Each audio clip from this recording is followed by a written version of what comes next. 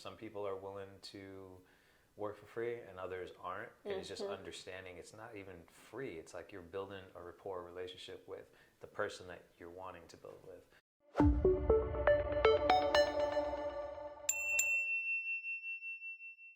Welcome back to It Takes a Universe. I'm Ashley, and today we have...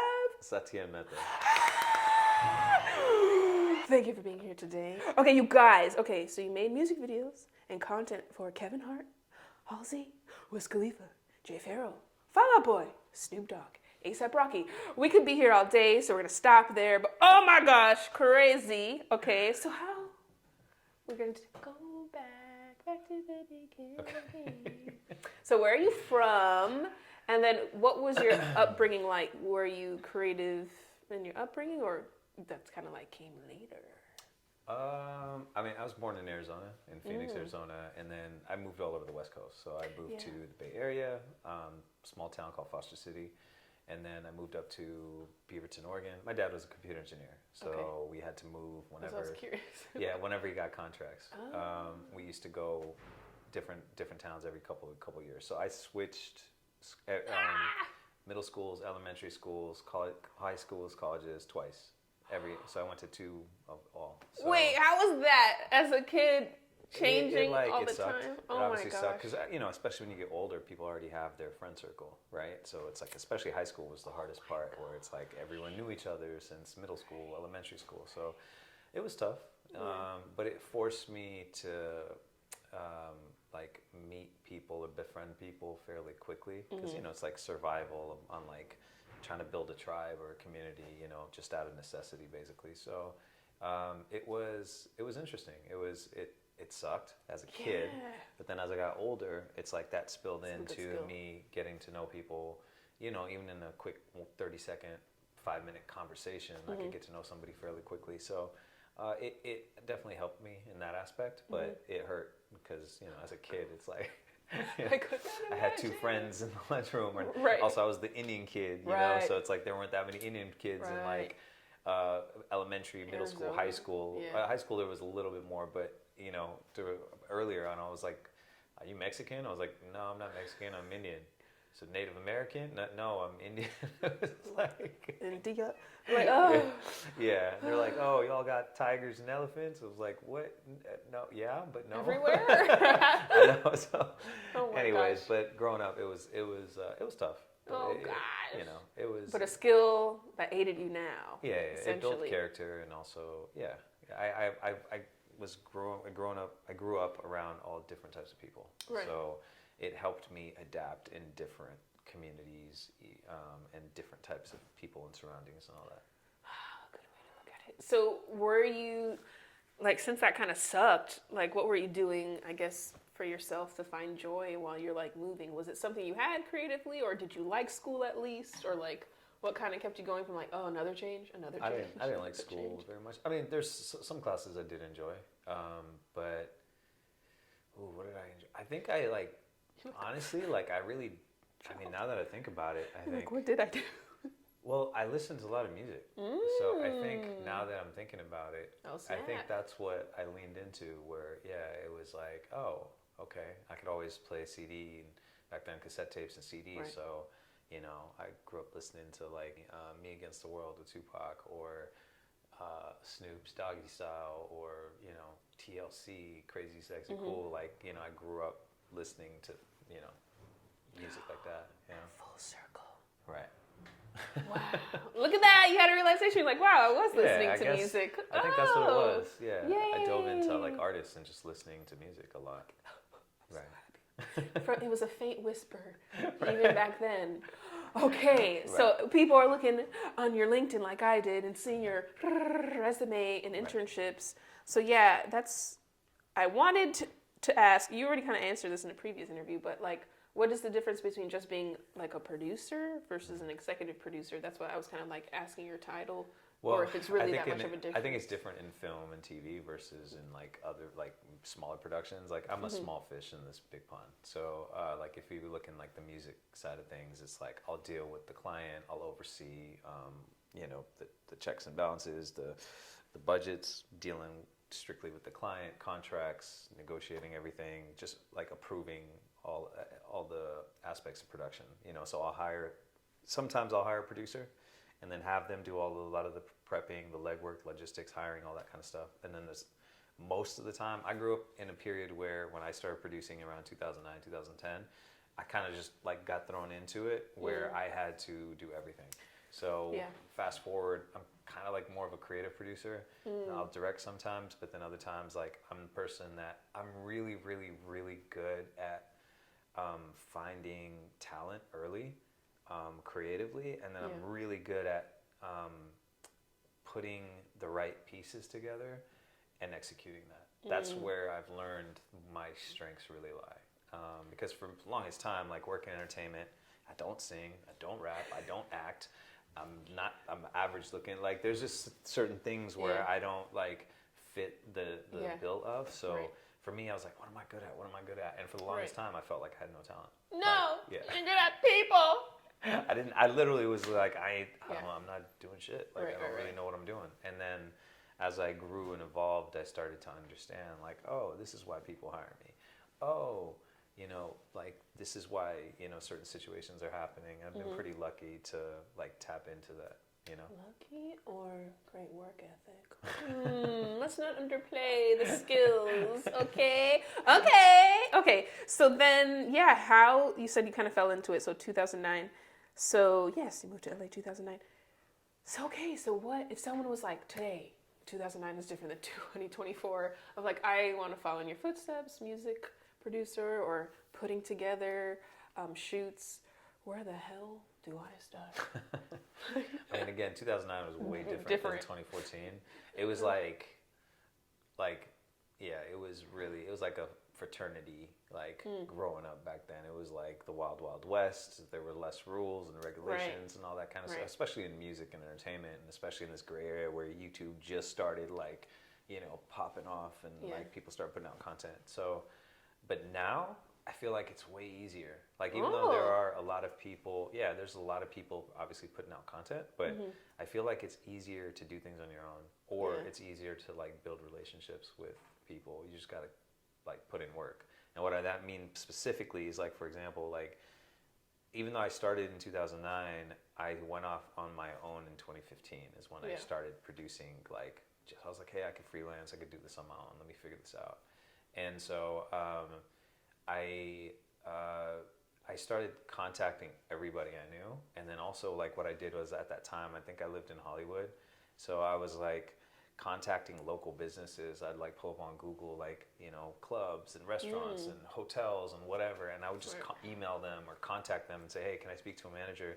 You know, I'm producing content. Is there any way like, you know, I can shoot for you guys and So I think that's how like some of my like corporate stuff started building out. But then in terms of like more on the entertainment side, like I would just like friends I knew that who I grew up like the last 7-8 years building friendships with, I like would just contact them and say, hey man, I'm like freelancing, I need to produce content, like give me any projects. And I would constantly like email them, call them all the time. You know, hey, what do you got coming up? Hey, I know you're managing this artist. They got a project coming out. Like, can I produce something or can I put something together? Right. So that's how it kind of like, that's how it happened. Just like not being afraid to just ask, you know? Shoot that shot. And also one thing I learned too, and I understand this with like, I don't think a lot of people understand this, at least like younger people, is like, if you're asking, the person that you're asking has a leverage in the conversation. So it's like, if I ask somebody, hey, can I shoot something for you? And they say, yeah, sure. But then you come back and be like, oh, I need to get paid like X amount. Like you don't have that right to say that. The other person does. Right. So if they say, you can shoot something, but I don't have any money to pay you for it. Like, is the opportunity in the relationship more valuable? Or is it, oh, well, no, I need to get paid and I can't do that. So I think, you know, now I feel like it's a little different where some people are willing to work for free and others aren't, and it's just understanding it's not even free. It's like you're building a rapport relationship with the person that you're wanting to build with, right? And there's going to be opportunities that come up where you're in that circle, then immediately you're going to think, oh yeah, let me put you on it. So I think understanding that it's like the long game versus I need to get paid right now, is kind of an interesting mentality I noticed, especially more recently, where there's like, or if they do one project, they're like, oh, well, now I need to get paid. It's like, nah, man, like put in time, like, you know. Yeah. Put in your 10,000 hours. Yeah, or even, again, there's nothing wrong with like wanting to get paid. Of course, we all got bills to pay, but also understanding that there's, especially if you're starting out, like, look, let's be honest, like we live in Hollywood, right? Or LA, Los Angeles, where majority of people are influencers, models, actors, rappers, singers, directors, editors, right? So there's a whole like huge supply of that, and then there's less demand for it. There's a bigger supply for it. So it's like, if it's not going to be you, there's going to be 20 other guys right behind you willing to do that for free, or less, or cheap. So understanding what the marketplace looks like, just being conscious of it, I think is really important. Wisdom. Right. Wisdom. I love it. No, so early on, dropping the gems. Oh my gosh. Okay, so then, yeah, you said you started out 2009 kind of working for companies, because these were internships? No, right? 2009, Or... well, no, first I interned for Interscope in 2005 for Universal Music Group, and then I interned for Sony BMG in Santa Monica, 2006. And then 2009, I got an internship at a production company, and then they were doing like production in like hip hop and the music space. And then I got an internship with them, and then they hired me about 2 months later. I worked for free for 2 months, full time, right, on call 24/7, and then they hired me. Yeah, the long term. So when was it for you that you were like, okay, cool, I got hired now, versus like, I think I'm gonna freelance? When was that mental shift for you? It was years later. It was like 5-6 years later. Oh, well, I take that back. In 2000, I got fired from that company 2 years later, and then I realized, I'm like, you know what, let me try this on my own. And I did make a little bit of money, but I struggled for most of it. And then I just realized, I'm like, oh man, I'm not ready for this. So I went back into the workforce and, you know, picking up any jobs I can get. And then in 2015, I worked for a label, and I produced a few projects. One was Fall Out Boy's Uma Thurman video, which we won the MTV VMA for. Picture here.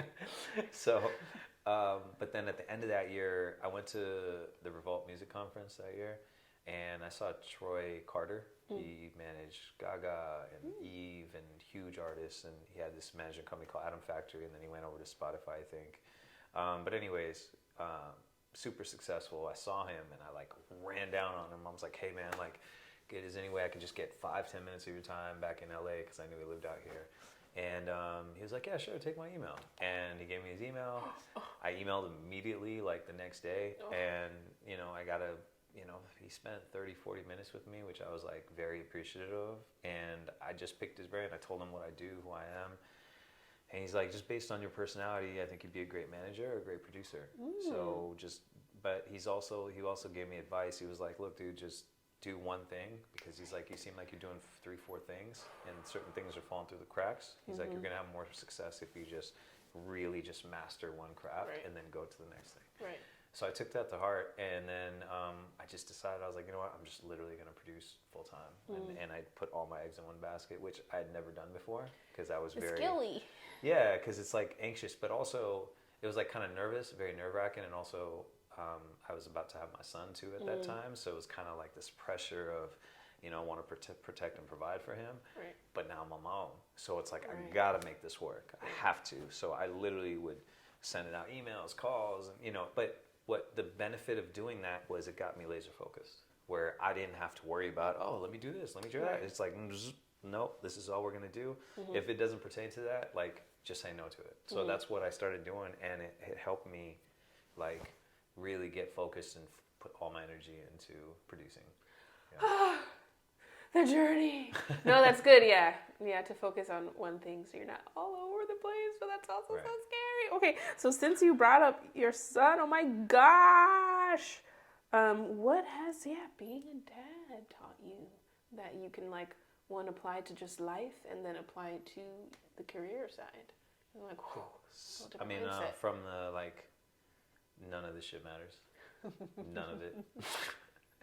Care about sneakers, car, jewelry, fancy shit. None of it matters. I don't care about none of it. Like, it's nice to have and feel, but when you look at it from like a monetary standpoint of what that value is versus, you know, my son telling me he loves me, nothing compares to that. Yeah.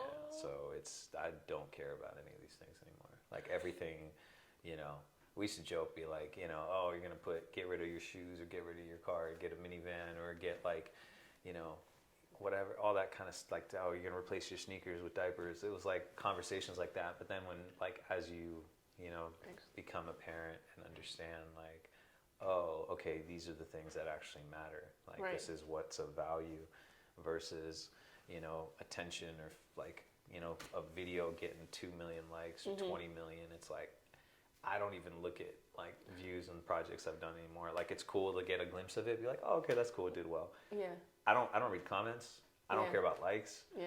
I don't like, at least on the productions that I've done, I don't even look at it. I literally, I can't even tell you how many projects I've done, and I'll glance at it to see like what it hit. That's about it. Yeah. I don't care. Yeah. So, you know, I think it's more of like getting I wanted to, especially in 2009, 2010, I'm East Asian, right? East Indian. And like there weren't that many of us in the American pop market, you know what I mean? In hip hop, especially in a very narrow niche, like there weren't that many of us. There was a few, you know, that like worked either management or on production side or label side, but they're not that many like Indians at that time that work in the American market. You know, there's people that work in obviously in Bollywood and all that kind of stuff, but so for me, like it was important for me to open up doors or opportunity for people that look like me or came from our culture, because it's very like, you know, you be a doctor, lawyer, engineer, very stable, you know, you understand that. so it's kind of like that's what you're supposed to do. But for me, it was, it's like, nah, I don't want to do that. Like I want to, like I'll grind it out, I'll figure it out. And I think back then, 10 years ago, I was in my head, I was like, if I ever have a son, I want him or a daughter, I want them to like go pursue what their heart calls for, you know? And I think because I don't want my kid to look at me like, Dad, why didn't you do it? You know what I mean? Oh, well, why didn't you take that handstand? Like, I never want my son to do that ever. And I think with him, like he's listed as a producer on all my projects. Like he's on set with me all the time. Like he's in meetings with me. Like he sees what Dad's doing. And like I just worked with DaBaby like 2 weeks ago. He was on set with him. You know what I mean? It was just like got my baby and DaBaby. Yeah, I know. So it was just like it was cool to like have him be there, and he's just hanging out. You know, this is Dad's norm. Like this is his work. You know, so he has an idea of what I do. He's 7 now, so he kind of has an idea. Just recently, he's been asking me. Yeah, 2nd grade, and he's been asking me like, "Oh, Dad, can you show me, you know, what you do?" And I was like, yeah. So I was like, yeah. I was like, of course. I'll show you how Dad makes money. I'll show you what to do. Like, I'm going to teach him everything. I don't want him to go into production, but if he wants to, he has that opportunity. Yeah, that's a hard thing because, you know, your parents are like, what? So usually what they're doing, you're like, what? It's amazing. Right. So he might be like, my dad loves this. I mean, if he wants to, cool, but this is like, it's something that I feel like it's not for everybody. And just being aware of it versus being stubborn, you know? Right. Because some people are like, oh no, this is for me. I can do this, that. But it's like, is it really though? Because sometimes it really isn't. Yeah. You know, I've questioned my own, like, you know, purpose many times over when it came to what I was doing. But then I had to shift my perspective on what I was actually doing. That kind of leads into what I was going to ask you next, since you've been doing it for so long, and obviously ups and downs. So when you're at a down, how do you get back to that shifting perspective of like, oh, keep going versus like, you know, I'm going to stop. Understanding that ups aren't really ups and downs aren't really downs. That's not really the case. Like take this with like kind of a grain of salt. But I think it's understanding that if you think you're in a bad spot, like in that moment, it's hard, right? However, it's an opportunity for you to prove to yourself whether this is really for you and what you're made of. And then as you get out of that situation, oh, okay, that wasn't that bad. Or, oh, you know, I remember that time where I got through it and you take pride in that moment, and then something else happens, and then you get knocked down again, and understanding like to get back up, and like things are gonna happen in life, right? It's just about understanding like if I had a rough year last year, and so it's kind of like going past through that and stepping away from them and being like, okay, there was a lot of growth in that process, right? It's like sometimes when people like ask for strength, what does the universe give you? It gives you struggle, gives you pain, it gives you circumstances that are really hard and rough, and so you asked for strength. That's what happens when you get torn up and then you get put back together. What happened? Now you're stronger than you were. So you got adversity because you were asking for strength. Yeah. So understanding that, like, there's been times where I slept in my car. I slept in recording studios. I know what it's like to be broke. I know what it's like. And like living off of bread and peanut butter for the week. You know what I mean? I used to go to meetings sometimes and I wouldn't eat because I was too embarrassed. I didn't have money to buy, and I was too prideful to be like, I wanted someone else to pay for my food. So I used to just have coffee or not eat anything, or just be like, oh yeah, I just ate already before another meeting. I was starving. I just didn't want to come off like that. So anyways, in saying that, I think just understanding that, like, if you think you're in a bad position, and I heard this a long time ago somewhere, I think online or something, but it's like, if you put your problems in a bucket and someone else put their problems in the bucket, and you compared the two, you take your problems right back. So understanding that, like, other people, I'm sure there's somebody else going through something worse than you, but also understanding where you're at, that's just, the moment in which you're at. Like, that moment shall pass. It's going to pass. So. Yeah. So profound. It's growth. When you're in a bad place, think about the growth. It's so like, much easier to do it after you're out of it. Be like, this is what I learned. Versus when you're in it, you're like, why? Yeah. What is my lesson? Yeah. But that's I mean, that's like this life. It's like understanding, like, good things are gonna happen, bad things are gonna happen, but also it's the perception of what's good and what's bad, right? It's like, this is bad because I'm struggling right now, but then what was the good things that came out of that? Right. Understanding, like, that taught me the value of money. Yeah. That taught me the value of appreciation. That taught me that, these things are only temporary, and then in the future, if it happens again, like, I've been through this before. Right. I'll figure it out. Right. Right. Yeah, I don't know if you've heard that. I don't know if it's a saying, but it's like all events are neutral, and it's just your perspective that makes it good or bad. And I'm like, interesting. Never thought about it like that. What's his name? What's the inspirational speaker guy? He said, you change your perspective, you change your life. And so you're just like, and I heard that, I was like, that actually makes a lot of sense. Right. Live in gratitude. Just live in gratitude even when it's hard. Random. You have 1010 in your Instagram bio. What does that number stand for? You're the first person that asked me that. Because I was Googling. I was like, is this an angel number? Is this a biblical thing? Yeah, what is 1010 and why? I think 1010, it was the date last year and it said D plus R, right? Mm-hmm. Yeah, so it's 1010, that was the date where I realized I had to destroy and rebuild. That's so beautiful.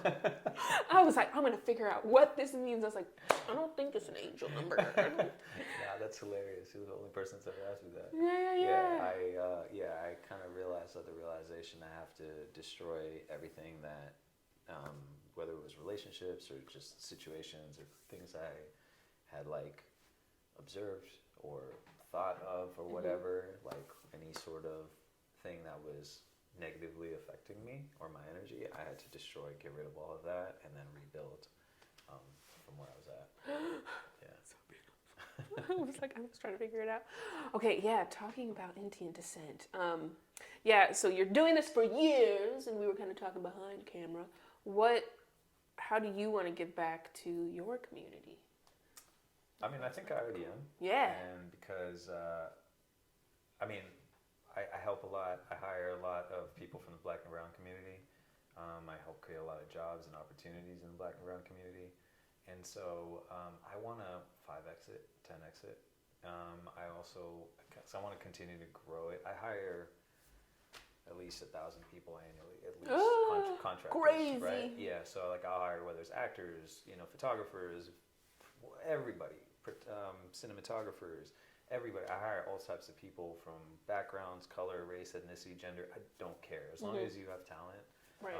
and you have good energy and like a good attitude. Like I always will be open to working with you. So, I think what I want to do is 5x, 10x my business. I also want to teach more. So I'm going to be focusing a lot more on putting out my own personal content and educating people that might not necessarily know what to do or how to start or what that looks like, you know, and like kind of understanding that you don't have to sacrifice certain things to build the life that you want. And I think I'm starting to understand more of that recently, where I thought you had to give up, you know, certain things to gain certain things.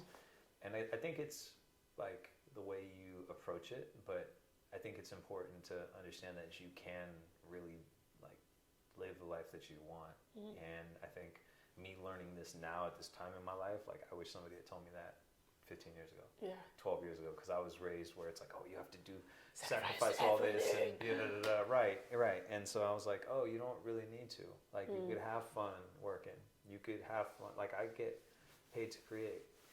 You know, I get paid to like give other creatives opportunities like to work, and I give like directors or creatives that I work with, I help get them the tools they need to create. And that's one hell of a opportunity that I get to.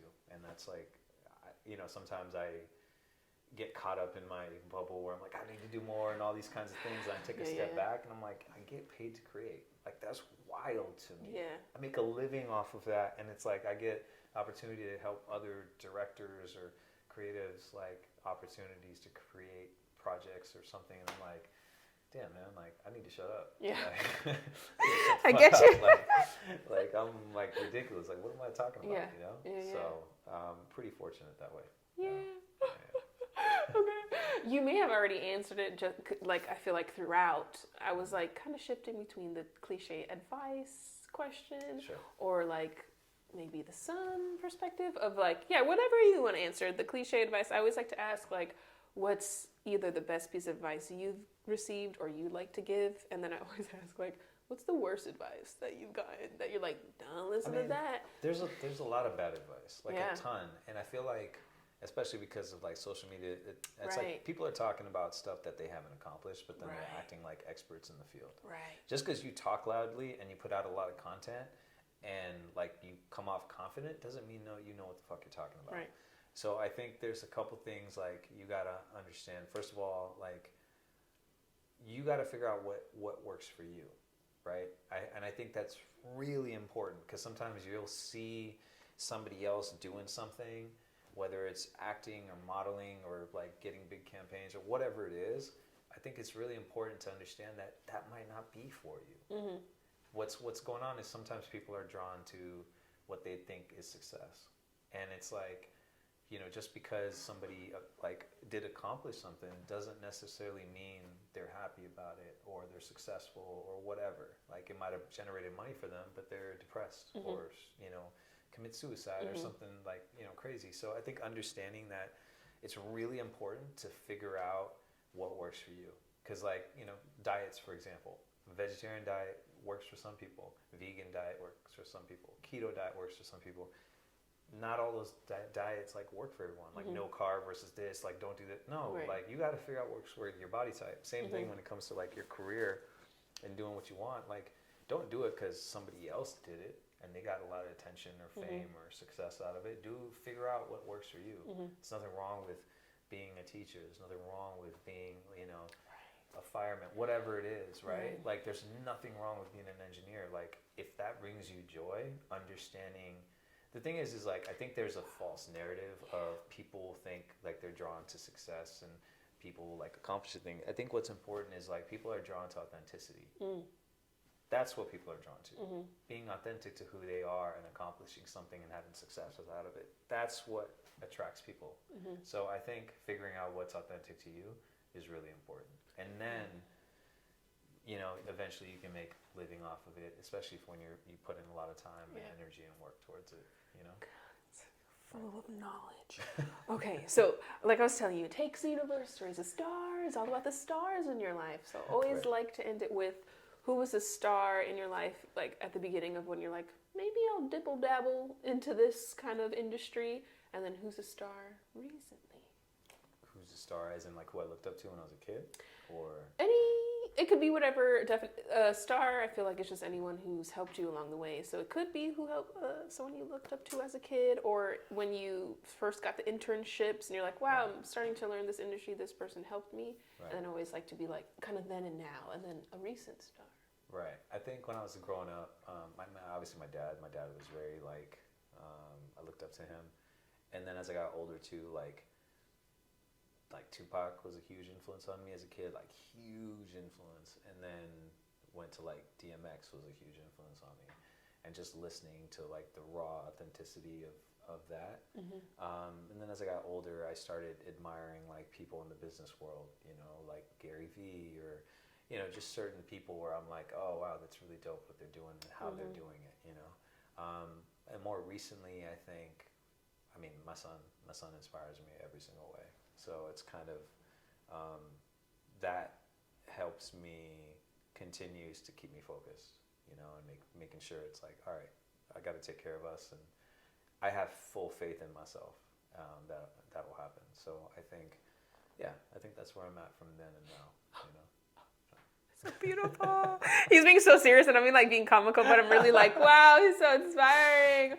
And then the cliche thing of like, where can they find you if they want to follow your you journey? can follow me. Yeah, you can follow me on Instagram at Satien_Mehta. I mean, you can just put it so it's harder to spell, but SATIEN_MEHTA. Yeah, usually I'm pretty active on Instagram. Recently, I took a break off of it the last 2 weeks or so. Yeah, but, so you, yeah. 24 Right. when you be calm. Right. My like mental health clear. It's more important than Right. being on socials. Right. So, Well, thank you for being here Of course. today. Thank you for He having came to Hollywood. Thank you. Of course.